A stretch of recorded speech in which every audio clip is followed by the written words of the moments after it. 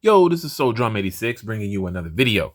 I know it's been a little bit. I think it's been about 2 weeks since I've uploaded a video. To be honest, there's nothing to really talk about in terms of gaming. I mean, I do not play the WWE 2K anymore. I think some people thought that I was just kind of, you know, over exaggerating the fact that I'm not playing that game. But yeah, I'm dead serious about that because I know a lot of people, I see it in the comment section all the time when people say, like, oh, I'm not getting 2K anymore. And a lot of the times this is true, but somebody will reply and be like, no, you're still gonna get it. Like you're saying that, but you're still gonna get it. We know you're upset, but you're still gonna buy the game, blah, blah, blah, blah, blah. And that typically does happen. Not with me. Like when I'm done with the franchise, I'm done with the franchise. I've talked about it many times on this channel, but you guys do not realize I was such a faithful player of the 2K franchises, both the NBA and WWE, and especially the NBA. Like I've been playing it literally since it came out, like the first 2K game with Allen Iverson on the cover. In fact, Allen Iverson was on the cover of like the first, four? Like the first 3 or 4 games. I've been playing 2K since then. I've been very, very loyal to that game until I just couldn't be anymore. So there's nothing to really talk about. No updates on Ultra Pro Wrestling, really. Like there's been updates, but nothing that I really truly care about. I mean, to be honest, I feel like Ultra Pro Wrestling is not going to come out for some time now. And then you have, what is it? Wrestling Code. Nothing on Wrestling Code. So it's like, it is what it is, man. But I did pick up some new figures along the way.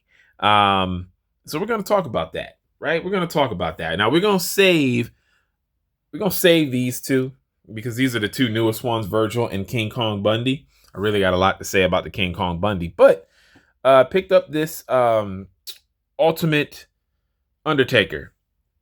I needed the Undertaker in the purple. I missed out on the one that came out in the Legends wave. This dude's head is getting ready to pop off. Hold on. I don't know how that happened. I do not know how that happened. So let's. Oh my goodness. All right, this is unexpected that this happened. Anyways, all right, let's get Taker back in let's get Taker back in front of the camera. But yeah, so I needed this Taker. Like I said, I missed the one that came out in the Legends wave. Like I think it's been a couple years now. And I kept seeing it and I kept wanting it, but I just kept passing on it. But I did want the one in the purple, but they ended up making this, and so I was still able to get Undertaker like this. So I got, I have debut Undertaker. I have this Taker, and I have the Attitude Era Undertaker, and I think I'm good. I have 3 Taker figures, and they're the 3 Takers that I have needed or wanted represented in my collection. And so I'm good. I don't need another Undertaker. I don't want the American Badass Taker that they have. I dug Undertaker like that. I thought that was pretty cool, but at the same time, it was weird because, you know, he's the dead man, but then he was that, and then his music changed, and I didn't like that. He's coming down on the motorcycle. I mean, like, it was cool. It was cool, but no, like, I don't need that Undertaker in my collection. So I got the 3 Takers that I wanted, and that is what it is. So yeah, and seriously don't know how his head was getting ready to come off. I thought I snapped it in. I was supposed to do a video on this figure, like what, 3 weeks ago, maybe 3-4 weeks ago now. No, maybe longer than that, because I got this Taker before Halloween. So this was like early October, I think, when I picked this figure up, if I'm not mistaken. This was like early October. And I was supposed to do a video. As a matter of fact, I was getting ready to record that video, and I don't know if I got like pulled away from it or whatever. But yeah, so there's that Undertaker. We're gonna save the best for last, right?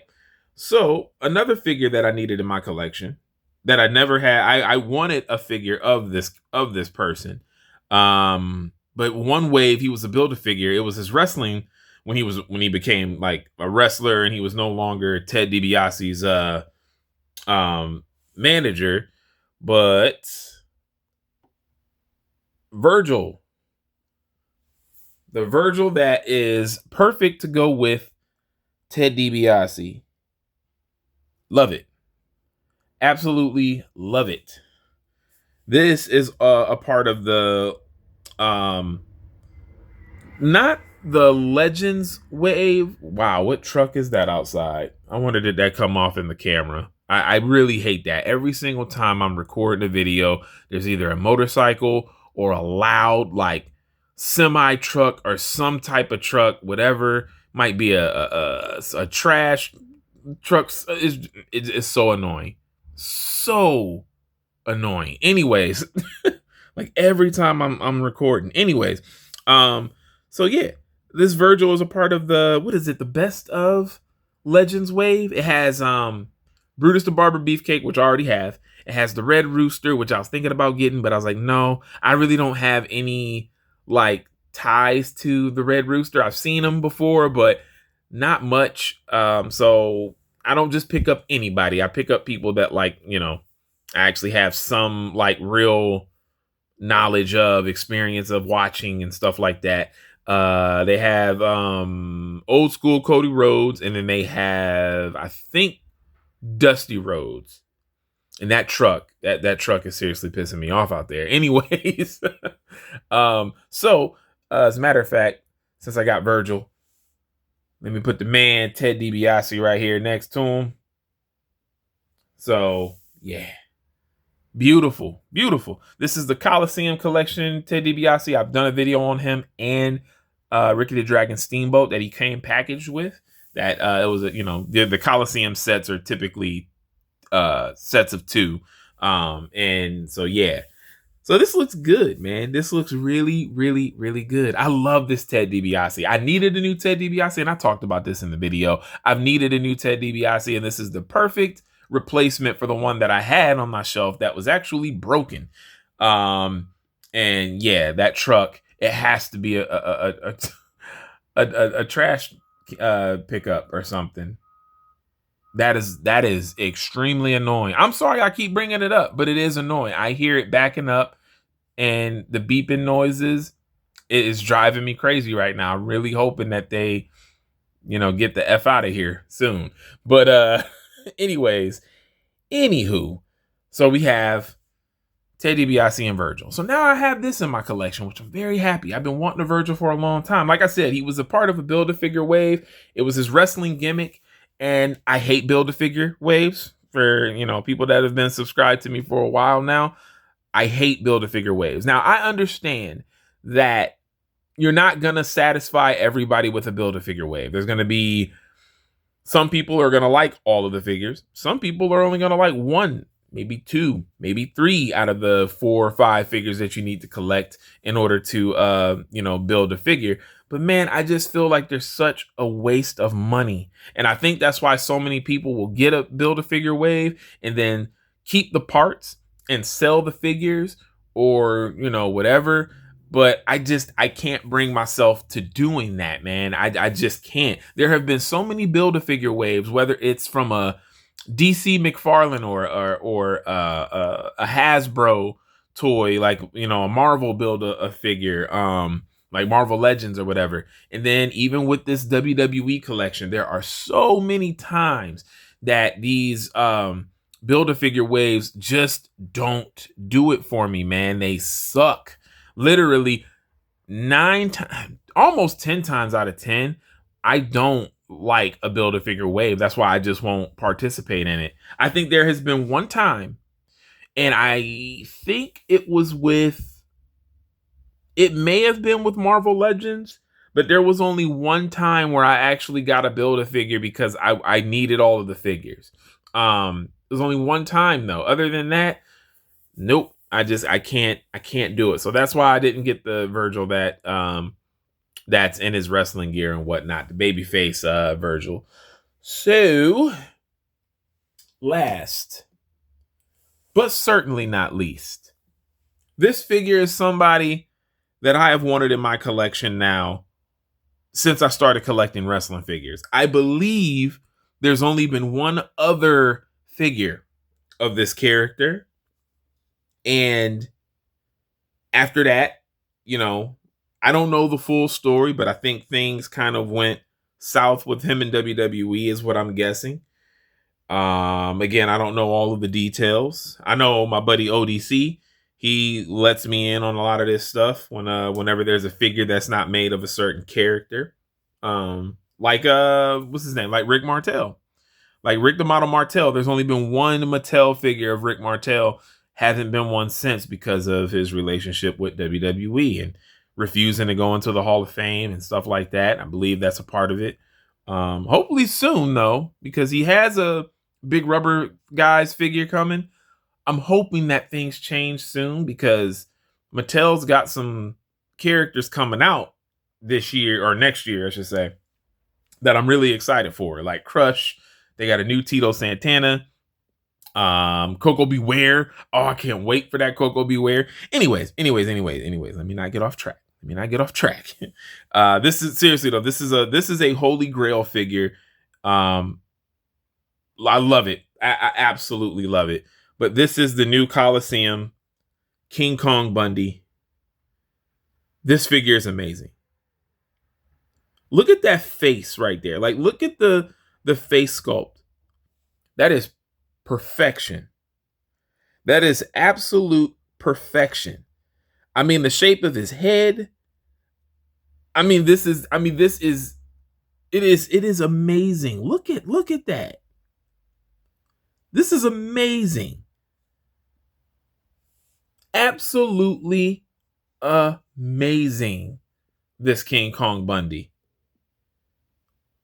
I mean, that's a dope figure. Dope figure. When I first saw King Kong Bundy as a kid, right? Like I told you, my brother had a lot of old wrestling shows recorded. And WrestleMania 2 was one of the first big matches that I had seen from King Kong Bundy versus Hulkamania in a steel cage match. This is why I needed this dude in this collection. I needed this dude in my collection, man. It got to the point where there were times throughout the years where I would see the King Kong Bundy from Jakks Pacific, and I would see it for a pretty good price for as old as the Jakks Pacific figure is. I would see it for a really like $30. I think I remember when we went to WrestleCon, the year we went to SummerSlam, we went to WrestleCon, and there was a guy that was selling a bunch of the Jakks Pacific figures. But the Jakks Pacific figures don't really go with the Mattel figures. They're bigger, they're bulkier, different articulation, like style and everything.